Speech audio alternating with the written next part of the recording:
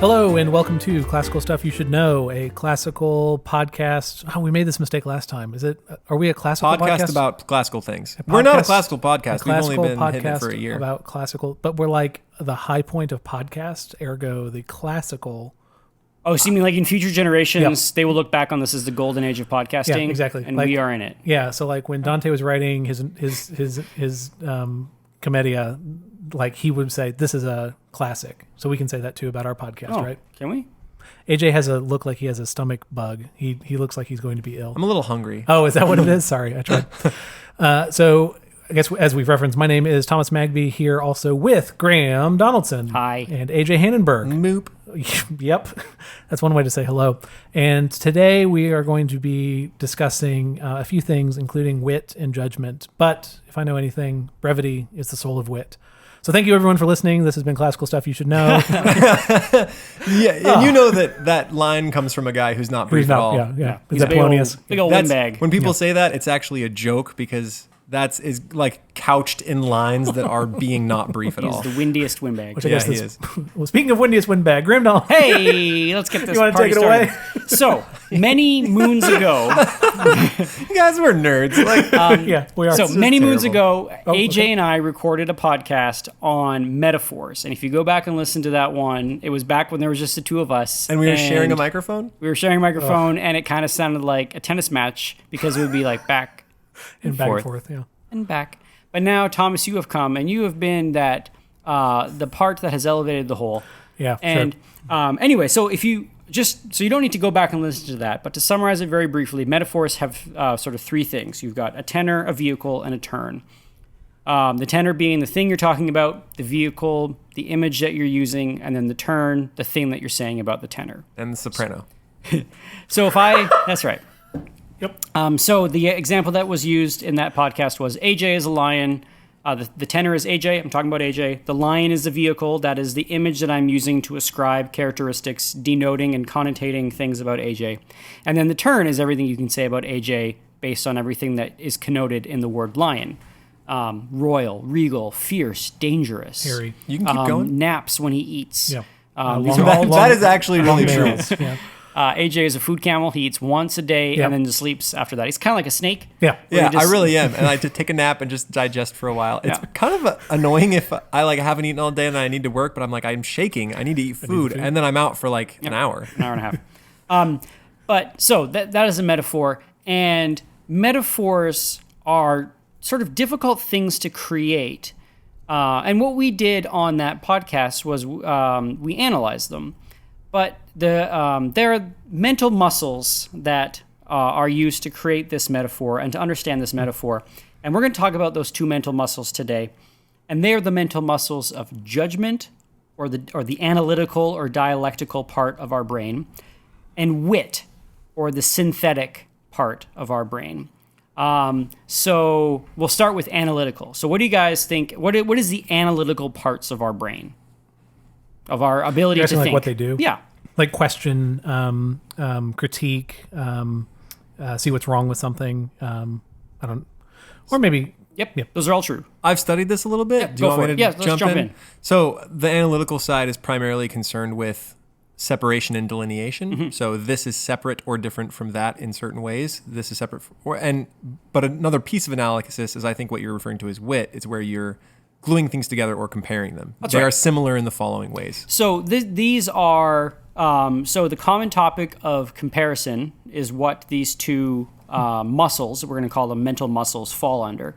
And there's judgment and wit. Judgment is being able to say how things are different, pull things apart, talk about differences between two things.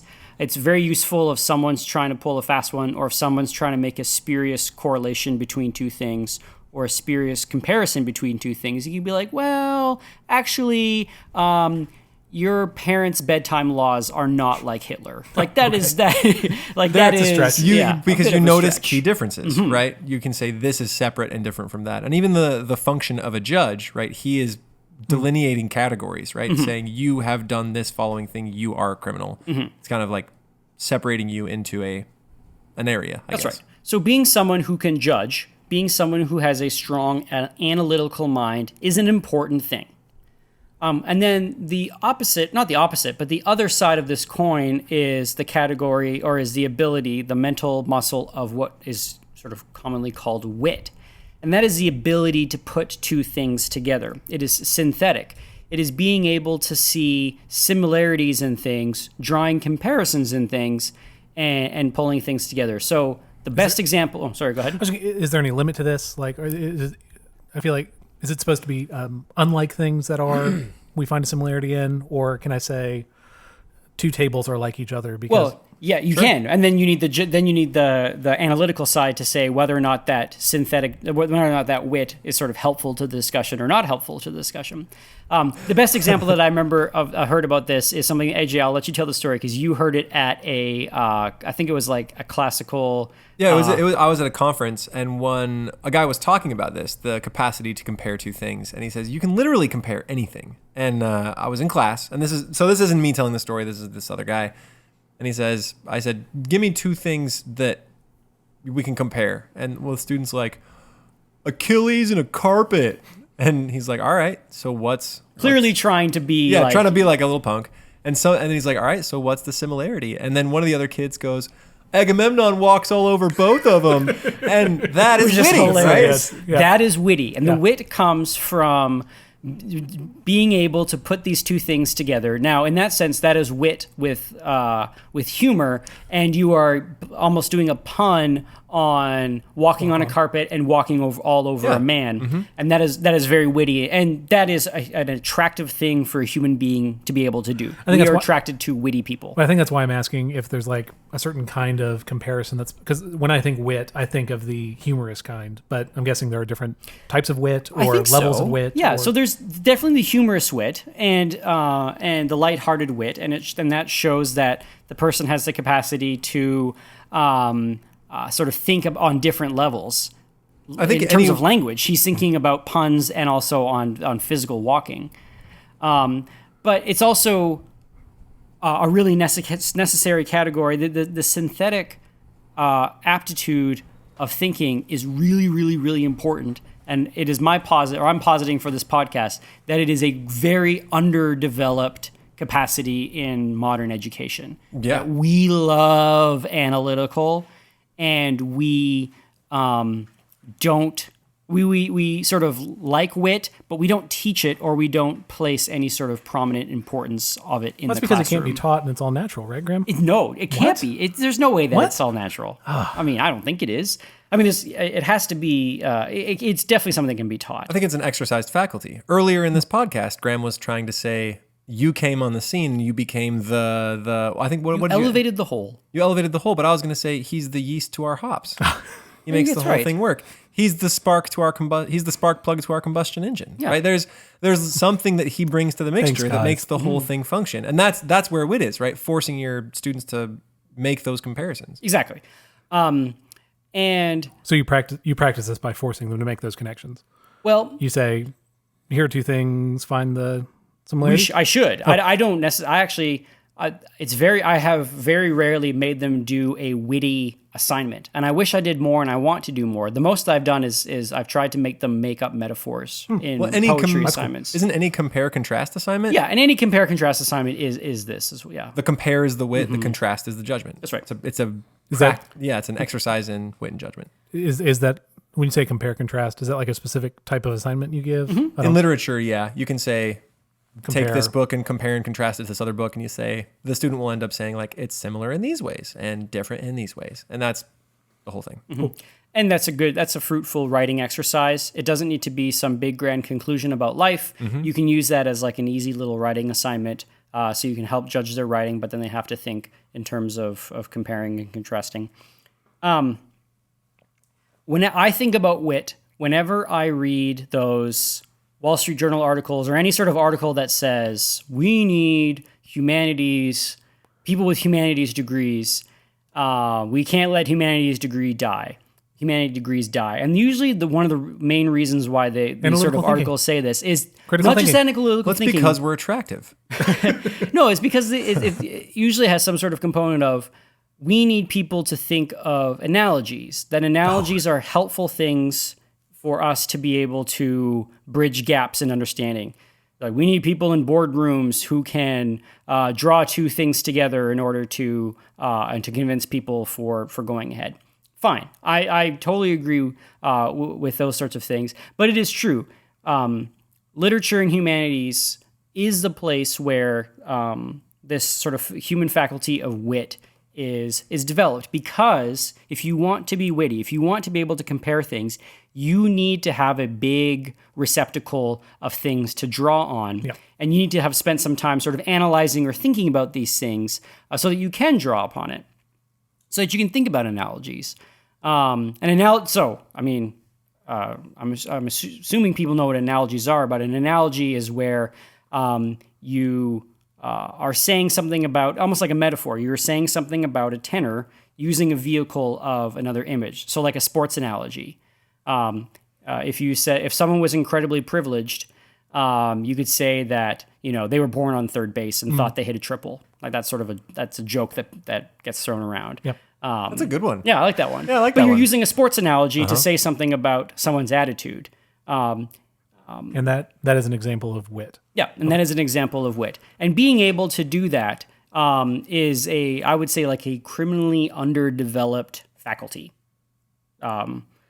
We in the modern education world prize and push forward analysis and not synthesis. And that analysis is like useful, isn't it? Like, So synthesis, very useful. I think we push what we call critical thinking. Yeah. And critical thinking is most often an exercise in judgment rather than wit.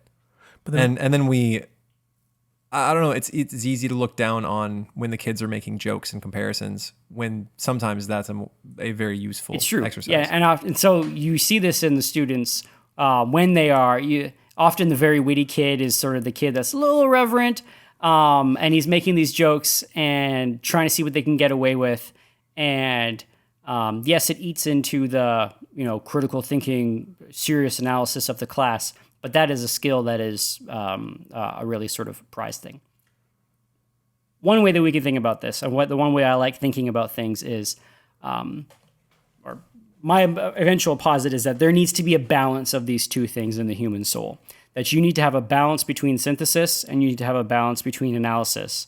The dialectical and the witty, there needs to be a balance, or those imbalances are going to create a sort of a kind of unhealthiness in a person. So if you were sort of weighed heavy, if you had too much analytical, too much dialectic, and not enough wit, how would you describe that unhealthy soul, that unhealthy person? What would they be like? Like a critic. You're a critical jerk. Yep. Yeah. Yeah, you're somebody who's always seeing through What's something. wrong with it? Yeah. It's just as good. No, it isn't. Yes. You're that Well, guy. actually. Well, You're that is it. you are the well actually of the crew. You are the well actually kid. You can always see the problem with something. You can always demystify something. You can always, to use the modern term that is big in sort of higher education right now, you can deconstruct something. Pulling things down into their parts.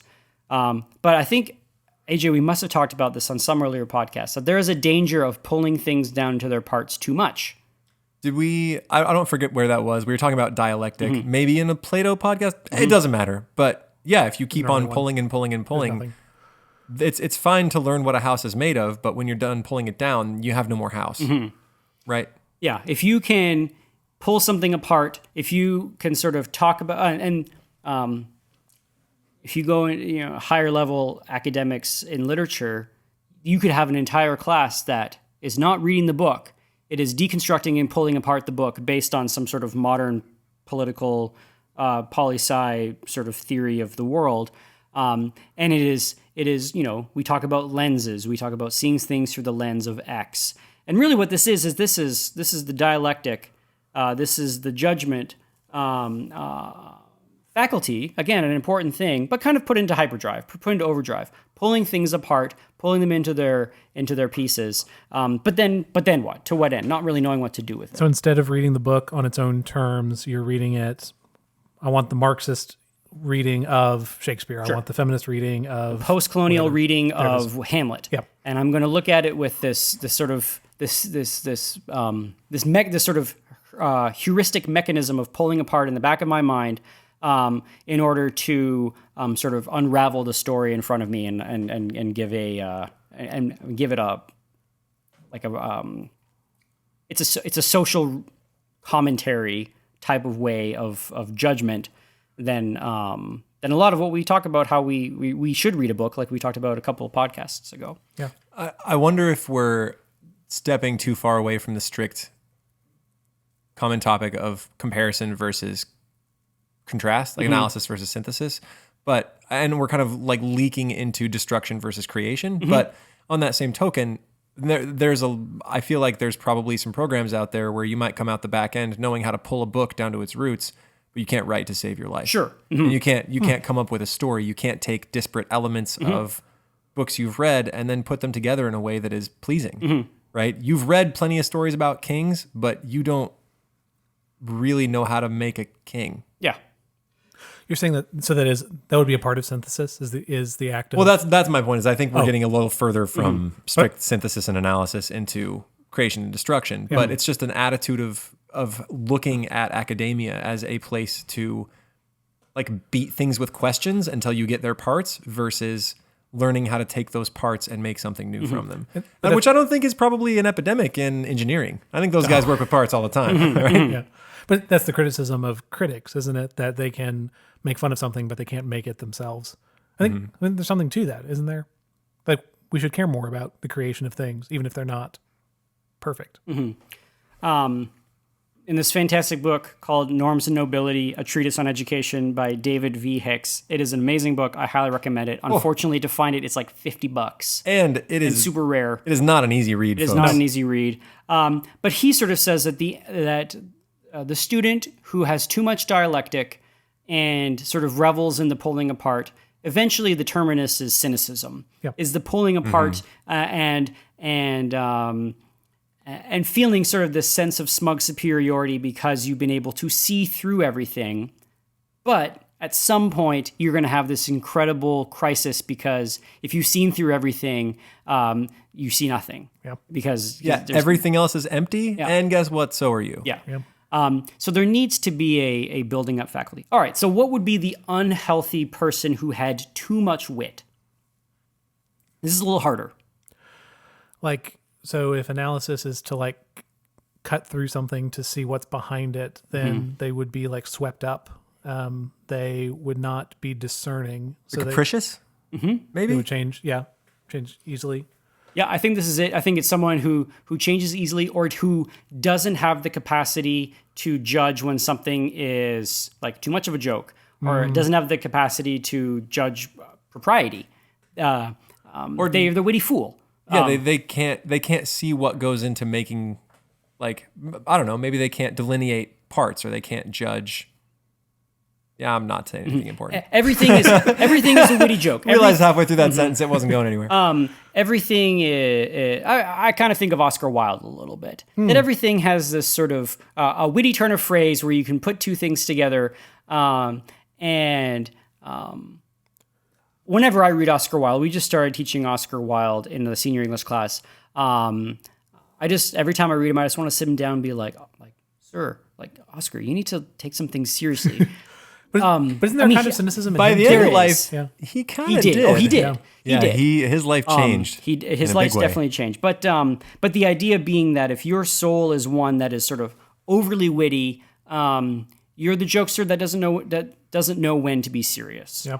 I've had a couple of students where I had to critique them and I said, "You're funny. You know you're funny. Everyone in the class thinks you're funny." And that will completely swallow you up unless you know the time when it is to be serious. Yeah. And I kind of said it, not thinking it was going to be this sort of big thing, but the student came back a couple of years later and said, when you said that was like this big revelatory thing for me, which is kind of the fun part of being a teacher and the terrifying part of being a teacher. But there needs to be this balance between judgment and wit. You need to have the ability to have the dialectic, to pull things apart, but you also need to have the ability to see the connections between things, and to take these parts so that you can talk about the whole. David Hicks says that the dialectic is the more important. And I tend to agree that judgment is more important than wit. But if you are just judgy McJudgerson forever, you're going to sort of lose out in the long run. And you probably won't be the most fun person to hang out with. Right? There needs to be some levity. Well, I guess so. What does it look like? So if I want to practice analysis, I think that ties in really well with the how to read a book. That's like, do I agree with the author or not? On what points do I agree with the author or not? Understanding an argument, tearing those things apart, right? But then with wit, I don't know. Do I read lots of things and compare them one to the other? Well, let's take how AJ finished his last podcast on Gilgamesh. He said, story, story, story. He told the story of Gilgamesh, and then he said, Gilgamesh is someone who is struggling. The very first thing that we have, the oldest story that we have is a person struggling with death, which is just like us. There it is. That's a very simple wit. Yeah. That's a very simple joining of two things together. Is to say that this character is like us. That there is a shared humanity between people, and this is where I want the conversation of this podcast to move to sit in for a little bit, because it is a fundamental belief of the classical education that human beings are normative. Or what I mean is that there is a human nature that transcends history. That the thoughts, feelings of Gilgamesh, he had the same heart, the same mind, the same fears that Magby, Hannenberg, and Donaldson have 3,500 years later. And will have until gene splicing. That's right.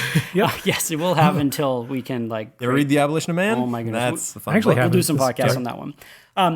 Now, there are probably some of you that are listening to this and you're like, well, duh, yeah, that's why we can read stories and have this common currency with ancient ancestors. But that is not a held belief, I would say, in our modern world. Even in the Enlightenment, or if you come into with Voltaire or Rousseau talking about the baby is just a blank slate, the tabula rasa. Yep. That human person comes and they are completely man is born free and everywhere in chains. That's right. On there, yeah. And so that is a view. That is an anthropology. That is a view of a person that has flavored the way that we teach, or the way that schools have gone, the way that education has gone, is that people are blank slates, and so we get to them and we put worldviews in them. Classical education has a sort of this posit that human beings have a nature, that there is a human nature that generally, this is why we call it normative as opposed to deterministic, that generally reacts to things in the same way. There is there's to use Gilgamesh. Gilgamesh had a fear of death. There is a part of the human person that contemplates and thinks about their mortality. That is a shared belief going back, or that is a shared part of the human nature going back. You could go even more basic. C.S. Lewis talked about this in The Abolition of Man. When you see a waterfall, what's your reaction to seeing a big, majestic waterfall? Beautiful. It's beautiful. You stand in awe. You feel humbled, right? Very rarely does one look at a waterfall and feel nausea, right? You feel like you have to puke. That's not a normal. F you, waterfall. You don't look at it and feel angry unless you're jealous of its beauty, which is still the same reaction to the beauty. Now, and here's the controversial part. The tabula rasa type of way of thinking about a person says, if a man looks at a waterfall and feels nauseous, and a man looks at a waterfall and feels humbled, we can make no claims about anything about those two men. They are just different people with different reactions. Whereas the normative view of education says one of those reactions is superior to the other. One of those reactions is a mistake or not the way one ought to react to the waterfall. And I admit that is a claim that kind of ruffles my feathers. Really? Maybe just because oh dear. Whoa! Sorry, maybe Graham just punched his pop filter, full on swing punched it. Maybe because I am a modern person, but I feel like, or maybe it's just because I'm a what's it called? A Canadian. Yes. And I'm conciliatory. I want people to get along, so I don't want to make statements that rub people the wrong way. I want to be able to say if the waterfall makes you feel nauseous, then hey, you do you. Go take some pills. Yeah, just take some Pepto-Bismol and there's Be okay. Figure it out. But one of this sort of normative structure of classical education says that a big part of our education is to make the student love what they ought. That's Aristotle. To make the student love what they ought. There are things that are worth loving, and there are things that are worth hating. There are reactions to things that are how human beings are supposed to react to these things.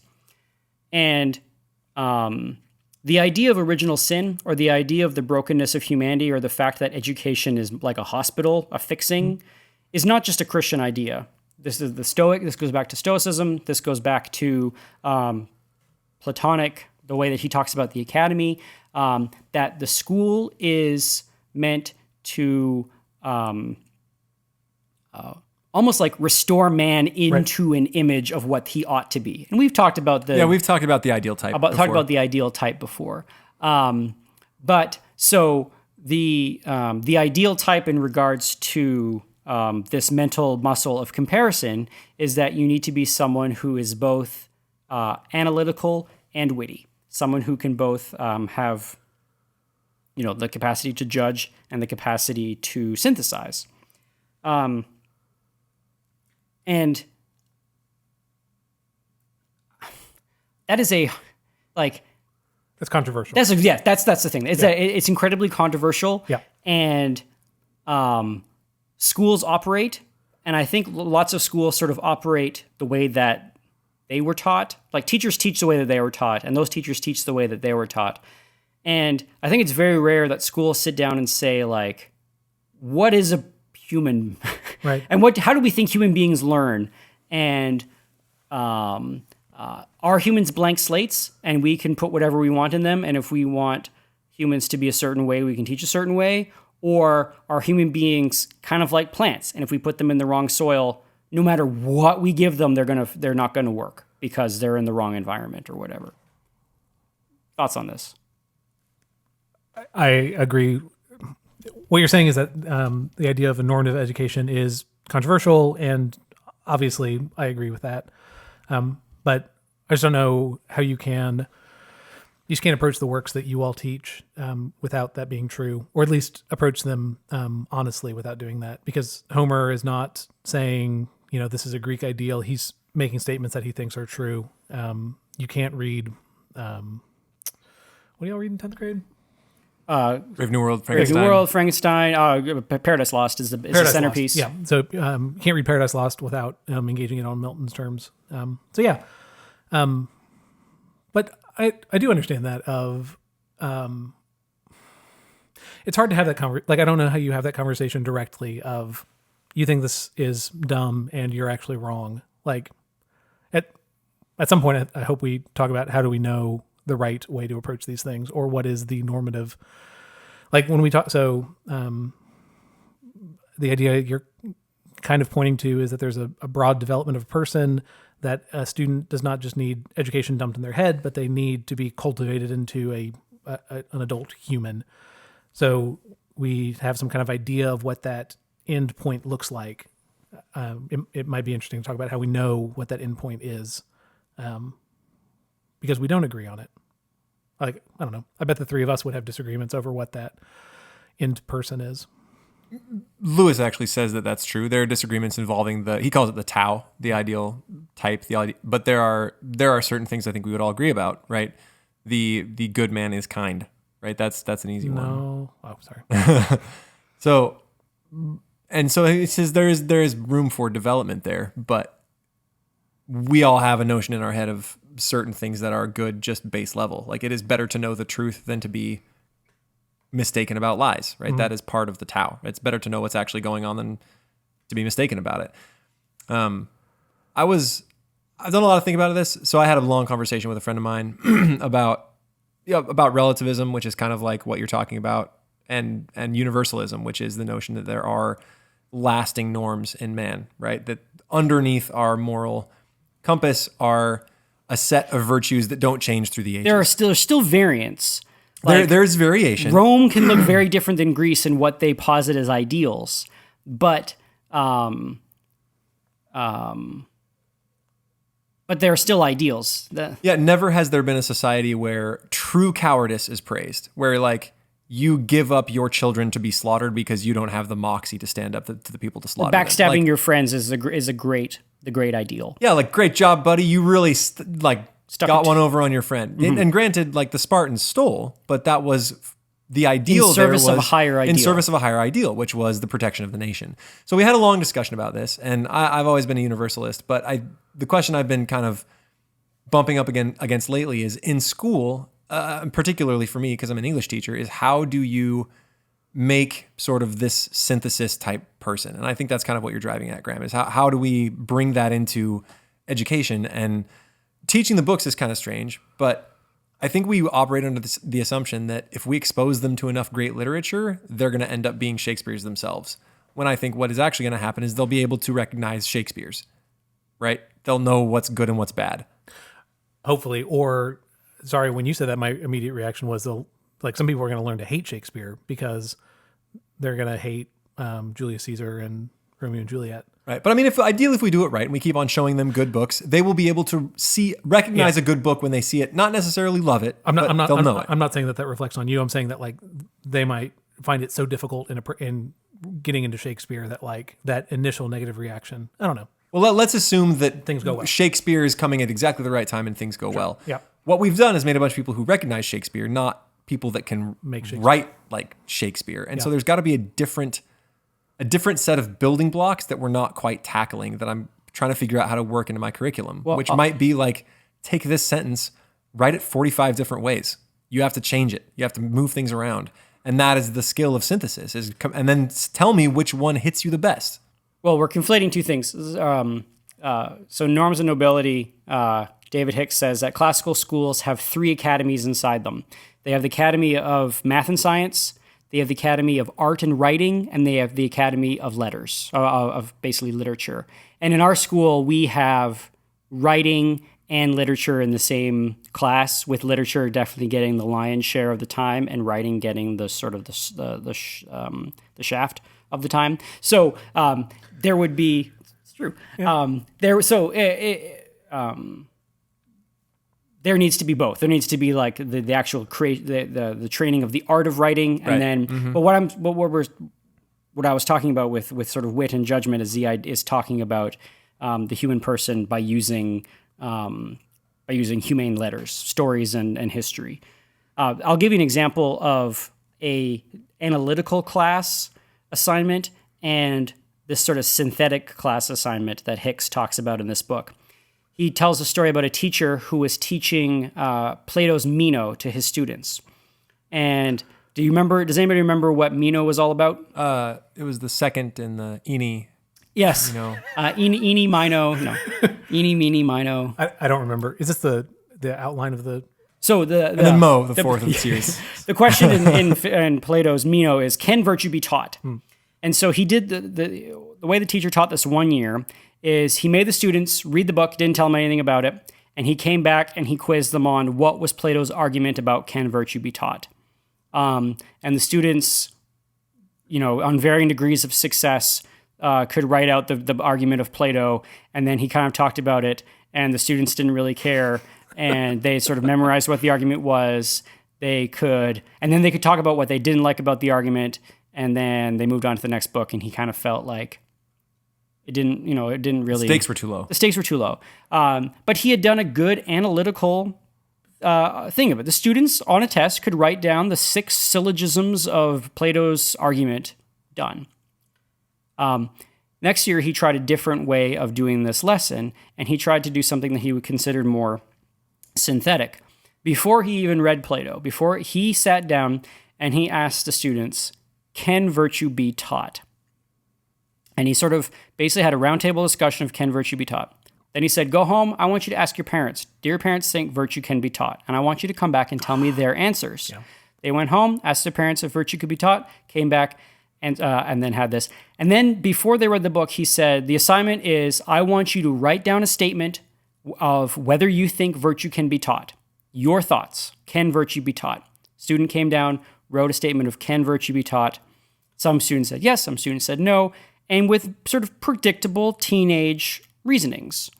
And then they went in and then they studied Meno. And the students that, sort of had similar arguments to Plato were like, well, Plato's obviously a genius because we are so similar. And students that had a very different argument to Plato were like, wait, no, Meyer. And then they had this back and forth with Plato. They had to synthesize, they were judging, they had to judge their argument and Plato's argument, but they also had this synthetic quality where they were having to take the things that they had thought and then add this new thing that they were learning into the mix, and then sort of dialectic pull that thing apart. So yeah, AJ, I mean, you summed it up perfectly.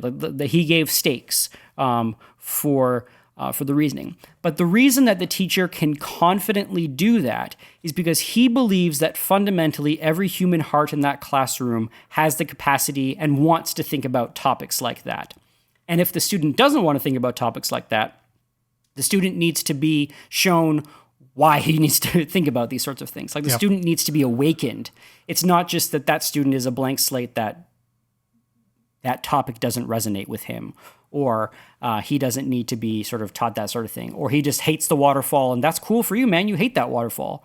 The teacher has to have the fundamental belief that this kind of assignment energizes and that this kind of assignment is something that the human soul wants because he has a normative view of the human person. I mean, but you all do this. You all do this with...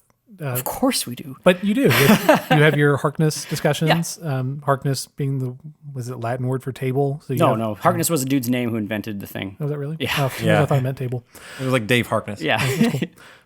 Dwayne Harkness. Wasn't Dwayne the rebellion was god the rebellious from god last that got podcast? killed. Yeah. I'm Dwayne, but I don't accept it. But you have these discussions. You are doing... I guess you normally have this on the back end of the... Mm-hmm. You read the book first and then... have the discussion, right? So are you saying that you should be having the discussions beforehand? And I think maybe a little bit of it. I was thinking about how to play it in. And so I'm hoping no 8th graders are listening at this point. Doubtful. But stunt I kind of want to pull next year before we do the Iliad is bring them in, make them do a group project, and put one kid in charge of every group. Let them turn it in. And then... the kid in charge gets a good grade. Huh? No, and then one kid, I'm just going to dress him down. Like, I'm going to say, this it's messed up. Is horrible. Like, you are the worst. And I think you have failed everyone in your group. And everyone in your group is, like, getting an F. And I can do that because I'm the teacher. No matter how hard they worked, everyone... And just like, I'm going to watch this kid melt in his chair. And then I'm going to stop and say, okay, how do you feel right now? And what do you want to do? And see what he says. Because that's the experience Achilles had. Achilles had fought and fought and fought, and then Agamemnon took his prize. Yeah, and you're getting an email from a parent. Yeah, oh, 100%. Now. Absolutely. Yeah. But that kid would read that book with higher stakes than he had ever had before. Yep. And it would make it real for them. They've never been in a position where they have subordinates, and then they get dressed down by a superior in front of subordinates, right? That doesn't happen for kids typically. So AJ, you've sort of illustrated a really great point, and that is that kid is going to have a relationship with the text in a different way. And presumably all the students are going to have a relationship with that text in a different way. Their relationship with that text is going to be hard to measure. One of the reasons why, this is sort of Hicks's claim, one of the reasons why the classroom has become more of an analytical only realm is because the analytical is a lot easier to measure and to grade than any of this sort of, I don't know, what I think a lot of people will call it like a soft or a non-scientific way of... It's hard to measure how clever something is. Yes, it's hard to measure how clever something is. It's hard to measure how clever a student is. And we mean clever, not smart. We mean clever, not smart. It's hard to... and if classical education is really... its main goal is to create people that love the good, that's hard to measure as well. I can measure your grammar. I can measure your quality of writing. I can measure your argument. But I don't give a grade at the end of the year for how virtuous your child is. I don't give a grade You can get an A in an English class and be a liar. You can get an A in an English class and be kind of a toot.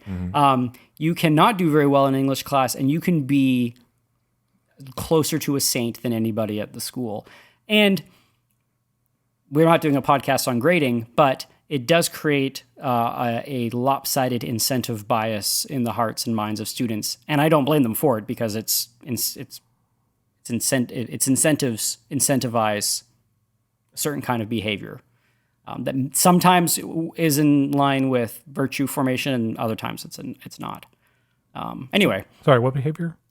You're saying grades incentives? I'm saying grade incentives sometimes are in line with virtue. Hard work, diligence. People who work hard can usually get rewarded, but it's not necessary. It doesn't translate to good grades mean virtuous person, just like how wealth doesn't translate to smarts.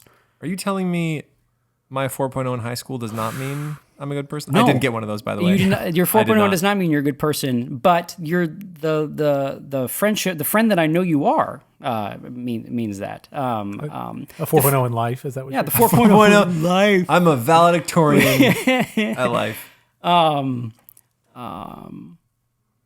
Anyway, so that's where are we going with this? We can teach analytically easily. Synthetically is hard. We can assess analytically easily. We can teach these things. I think part of synthetic education just has to be, I mean, you've said before, the teacher's material. The teacher is the curriculum. Right? Teacher is the curriculum. And so demonstrating an active wit and synthesis and using analogies and helping them evaluate analogies and helping them to compare things. Like, it's going to be hard to measure. You're never going to be able to say, everybody write an analogy and then say this analogy gets an A. This analogy, I think they're like a criteria would be really difficult, but I think you have to model those things. The fear. So, I mean, the fact is that if the teacher is a curriculum, when it comes to essentially the humanities, math and science is different. Even arts and writing is in the middle, and then sort of the humane letters is on the sort of one end of objective versus subjective. That the students will end up coming out like the teacher. Like, if the teacher is a curriculum, the students AJ will produce students who are like AJ. So far, I don't think I'm nailing it. I gotta be honest. But that is incredibly hard in a system that wants to create students that are sort of indistinguishable parts at the end of their education, right? Like, we want to stamp students, the class of 2018, they can all do these skills. Yep. They can all sort of be slotted into the modern world indistinguishably, because they can all do these sorts of certain things. And there's a usefulness to that. But classical education has this tension in that the teacher is molding the students into the ideal type, and the teacher themselves is trying to be more of the ideal type than the students are. So the students are trying to imitate the teacher to be like the ideal type. It's like when he said, all right, guys, if you can't be like Christ, be like me, because I'm trying to be like Christ. So the teacher sort of says, if you don't understand what it means to be a human being, like a fully mature person who loves the good, try to be like Hannenberg, because Hannenberg is someone who's trying to love the good. So imitate him. Try to write like him. Try to think like him. Try to have jokes like him, because he's trying to love the good. But I think there's sort of fear of the idiosyncrasies of teachers and sort of student body. I don't know. It's there's also, if you make a whole bunch of really just quality charitable men that can't multiply fractions, yeah, like there are fundamental skills for existing in the skills. world, and so there has to be that tension between teaching virtue and also including basic skills for life, right? If these are liberal arts and our goal is to make them free, then skills are a piece of that. And if the end is to create someone who loves what is good. Multiplying fractions. We need to remember that math is good. That math is good in and of itself. Yep. Like, it is a good thing to work with numbers. The men who discovered math, or at least many of them, thought they were uncovering the timeless mysteries of the universe because some of those things didn't exist. Like triangles don't really exist naturally very easily. And so when you discover that it's a thing that can be multiplied and worked with, and it's purely in the realm of idea, you feel like you're discovering something secret about the universe that puts you in the realm of the gods. And that's how these men felt, which is kind of mind-blowing if you approach math that way. And it's a lot more human than if you approach math like the thing to get me a grade. And in the future, a Prius. Yeah. Or you can be our What, dev. you guys don't want a Prius? No, I don't want a Prius, you can no. be working our dev team for Clouder. Our hey. startup app. Thank you for all the emails. Live forever with clouds in your home, clouds in your Clouder. car. Anyway, so this is the thing that fascinates me the most is sort of the tension between teacher as curriculum and the schooling for everybody that we have in the modern world. I mean, Plato and Aristotle didn't really have to worry about large class sizes and doing this for everybody because they just would take Alexander the Great and teach one kid.